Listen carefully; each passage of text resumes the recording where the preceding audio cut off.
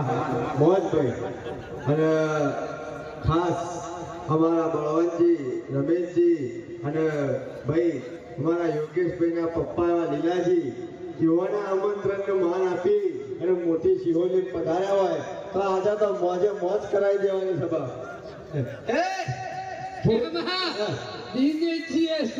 દિનેશજી, ઓહ, એ વાત તો ભૂલી જ ગયો. વાત સાચી કરી. પાછું સ્વાગત કેવું કર્યું? જો તો કરો જેટલો હરખ છે મોવા આ તો શાનના વાટ જોઈ નથી કે આઈ બે હવાયા છે કોઈ આગળ કોમેડી કરવા આયા છે. બીજું કોઈ નહીં પણ હરખ કિન્નમ નહીં. આપણા 12 બીજના ધણી રોમા પિન્નો અવસર છે એમાં હરખ છે. જો વાહ મોવા વાહ, પણ દરેક ગામમાં પ્રોગ્રામ કર્યા પણ આજે રોમદેવ પીરની લીલા જોયું હોય ને તો મોટી જીહોલીમાં જો એકોનું એ મોઢું ઉતરી ગયેલું લાગે છે. અરે આવા હસ્તા મુખડા વાળા હોય ને તમે શું મોઢું ઉતરવાની વાત કરો છો? હું તો કહું છું કે કાયમ આવું રાખો તો જિંદગી ખરી ને કશું જોવું જ ના પડે. પેલો મંગુમાં હમણાં હાલ પેને બેઠા કહેતો હતો શું કી ખબર છે?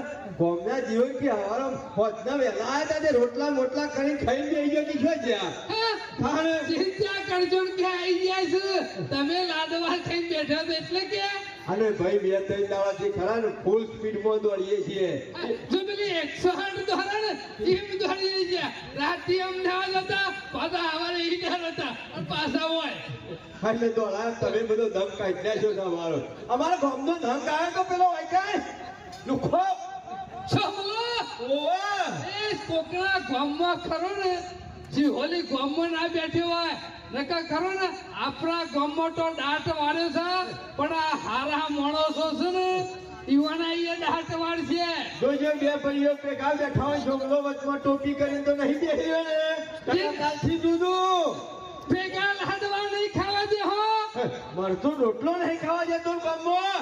એનો નાટક તો જો શિખર હું શીખવાડે છે ને બે ભાઈઓને એવો રાગ હોય ને અને જો ત્રીજો એને ભર્યો ને પૂરું શાક ઘસી હોમિયો હમ પેલા પાડા કાતરતા હોય ને એમ બે ભાઈ હોમિયો હમ કાતર એટલે અમાર જેવા સોમલા જેવા હોય ને તો સુધરી લેજો હો. પાછા તમારા ગામમાં રૂપાળો રાગ છે અને હું તો કહું છું કાયમ થી આપણા ગામમાં કાઢી નાખેલો હોય તો કોણ? એક નંબરનું ડફડું સોમલો અને પેલો વિજયનો કુટુંબી રહી ગયો ને. આવા તો બે સુખમમાં માર આખો ગામમાં દાંત વાળ્યો હોય ને તો આ બેને સીધો પેલો નહીં મોટી મૂછો રાખા સોયલો કરીને ફરે છે પેલો જીવણીઓ. હવારે અત્યારે તમારા ગામમાં પ્રોગ્રામ થયો છે ને તો હવારે ગામમાં ઉઠશી બધા એટલે પેપર નહીં વાંચ્યું હારે ઓળી ઘેર ફરી કહી આવે છે કિસી હોલી પ્રોગ્રામ કરીને આવ્યા. અને આ તો ખરો ને જેવી વાતો લઈને આવે છે ખેમા જેવી ના કરવાની વાતો કરે છે. ઓમયના બાપને નહીં કરવાનું એ જ કર્યું છે કાન. હું તો કહું છું ઓહણ ખરું ને કોક તો કરવું જ પડશે ને કે આપણા ગામની હારે બે જણ આબરૂ કાઢતી હો. આબરૂ કાઢે ને આપણા ગામની દશા બગાડી નાખે એના મોરી હું તો કહું છું ના તો ઉઠી જો છો આપણે એવાની દશા બગાડી નાખીએ. વાત સાચી કરી. આવા માણસો ગામમાં જોવું નહીં હો. અને આપણા ગામમાં જીવડિયાની મોટી મૂછો લઈને જાય છે ને. અલ્યા કશા ગામની નહીં મૂછો. કાલે પેલા રંગાન છોકરો પટ્ટી મેલી નહીં જે મોટી મૂછો પાડી દે. એ તો ગામ વાળા બી હોય ને બાકીના ડોશી આગળ તો ખરો ને કશું નહીં ચાલતું.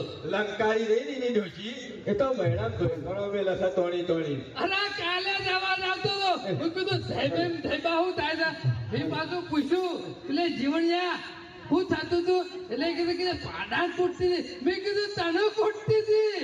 હું કાલ પમદાર ખૂણામાં જઈ 4 ગોથા મેલા કે અવાજ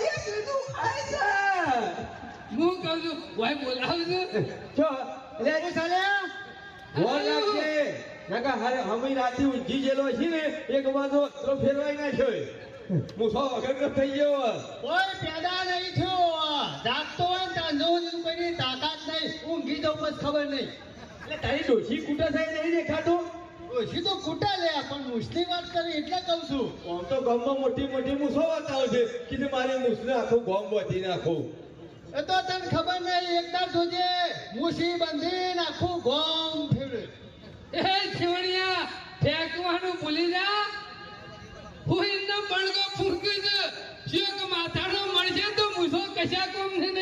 અમાર માજી સરપંચ બેઠા છે તો એવાના હાથમાં આવી ગયો ને તો દૂધો કાઢી નાખજો હું કે હું ખેમા આવું કોઈનું હોભળતા ના કહેવાય યાર.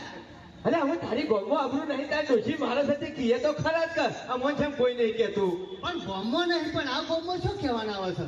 હવે હાવને ખબર જ છે પછી હોલી બધા ઘોડા નહીં ખબર છે તમને બધા? ઓહો સાચું કે ખોટું સાચું આ જો આ પેલી વળમાં એ ખેમલા એ બધી વાતો જવા દે પણ એની ડોશીને કહી દેજે રોજ સવારે ઉઠે છે ને એટલે નાવા નાટક કરે છે. શું કર્યું તમારું? શું બગાડ્યું કેજો મને. બીજું કોઈ નહીં કીધું સવારે ઉઠે છે ને સીધી વાનમાં હું ખોતરા હલે એ તો વાળો આગો પાછો કરવાનો વાળો. આમાં આરે ઓની મૂછો જેટલી નહીં વધતી ને એટલી તો ઓની ડોશી દાડા દાડા આમ કરી વાળ આગળ વધારે છે એ તો હું છે ખેમા ખબર હે? પહેલા દાડા શીલો ગાલે તો ખાલી એક ભેંસ બંધવા, અત્યારે તો આખો તબેલો કરું ને એટલી જગ્યા કઈ નાખી ડોશીની. આખા તાલુકા જેટલી જગ્યા કરીને મેલી છે લ્યા શરમ આપી દો તને એટલે આ બીજો હું પાકિસ્તાન રહેવા જવાનું છે લે તાને ઈવન જાણ હોય ને આપણો ડોશી શાંતિથી ભેંસો બંધા થાકા.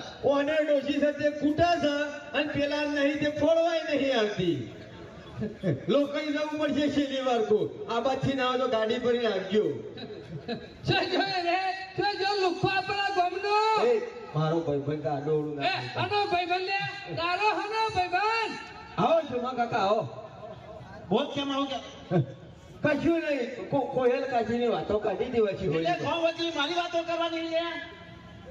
મી નહીં કરી યાર તમારે સાથે હું કઈ નાખ્યું તમે? હવે નામ થયો તો ના દાવા કિંમત કેક કાઢે તમારે ક્યારે હેડતું નહીં ને?